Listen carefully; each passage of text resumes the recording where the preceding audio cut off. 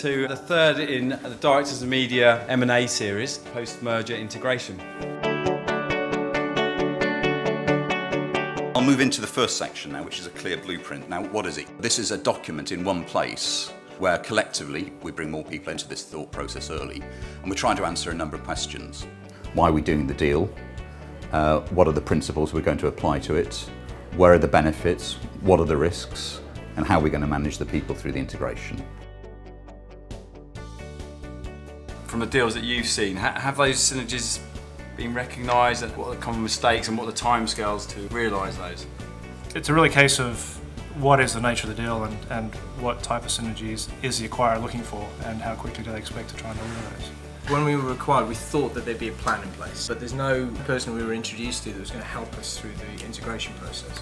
The size of the organisation shouldn't dictate the amount of planning one does. Ironically, the smaller the organisation, the more planning you have to do. Guess how many individual management decisions on an average integration have to be made from beginning to end? It's 12,000. There's got to be enough programme structure to make sure that that's cascading down and we're actually answering the questions that people will have in the business. Structure within the marketing services industry is built around people. The more integrations I do over the years, the more I think actually you can get quite a few things wrong, but the one thing you cannot get wrong is manage your people through this change, top to bottom in the organisation. How do you manage some of these shareholders through an earn-out period?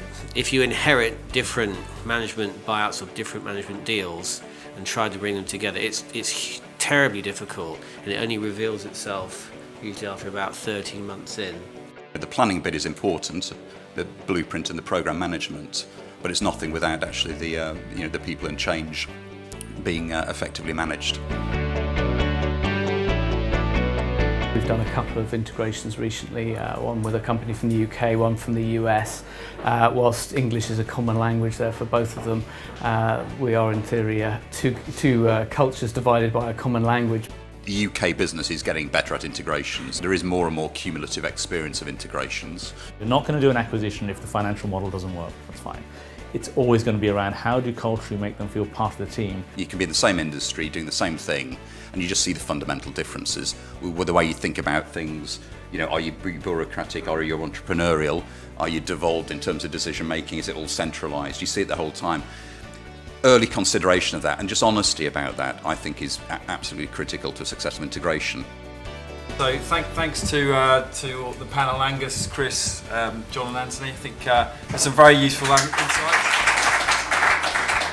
I think the strapline, the M&A series was a brilliant strapline. Everyone that comes into this space has an aspiration potentially for what is the agency going to do. I mean, I like it because usually you get there, it's quite formal and very stuffy. You walk in, it's just a very relaxed atmosphere when you get here.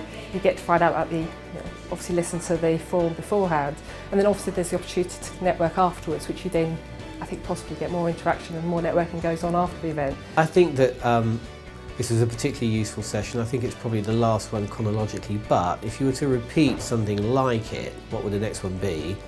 It would probably be taking us right back to the beginning where the integrated company is now about to be sold on again, usually within 3 to 5 years.